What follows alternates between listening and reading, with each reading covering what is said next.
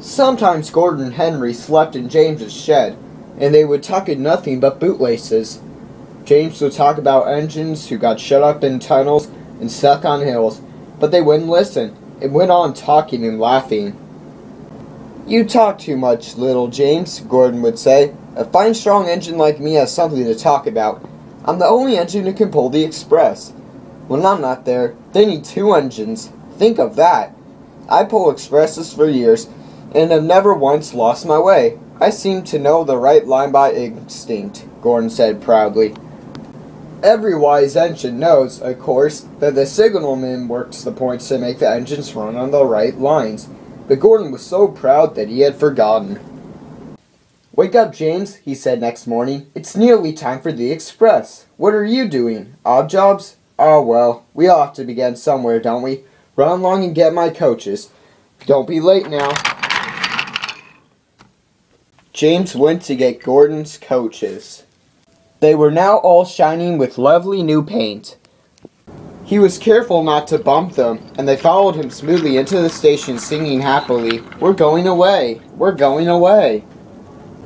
"I wish I was going with you," said James. "I should love to pull the express and go flying along the line." He left them in the station and went back to the yard.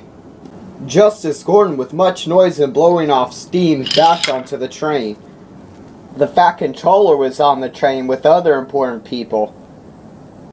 And as soon as they heard the guard's whistle, Gordon started. "Look at me now! Look at me now!" he puffed.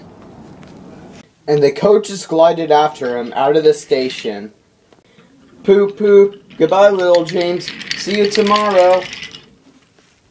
James watched the train disappear round a curve, and then he went back to work. He pushed some trucks into their proper sidings, and went to fetch the coaches for another train.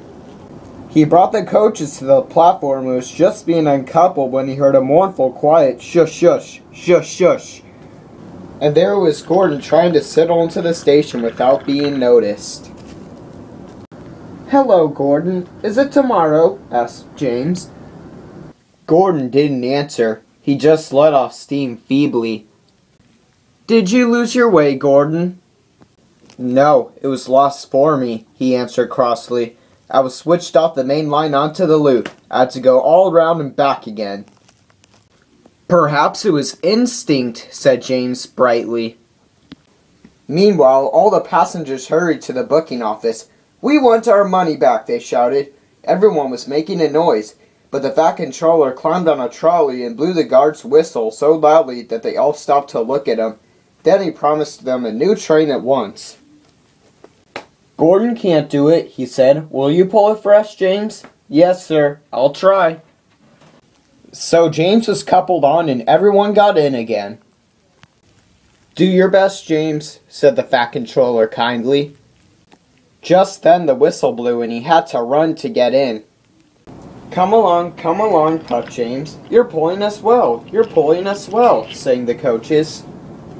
"Hurry, hurry, hurry," puffed James. Stations and bridges passed by. The passengers leaned out of their windows and cheered. They soon reached the station.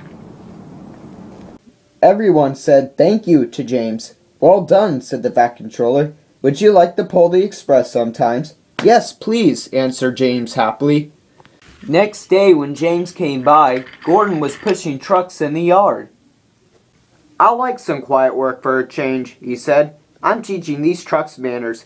You did well with those coaches, I hear." "Good. We'll show them." And he gave his trucks a bump, making them cry, "Oh, oh, oh, oh." James and Gordon are now good friends. James sometimes pulls the express to give Gordon a rest. Gordon never talks about bootlaces, and they are both quite agreed on the subject of trucks.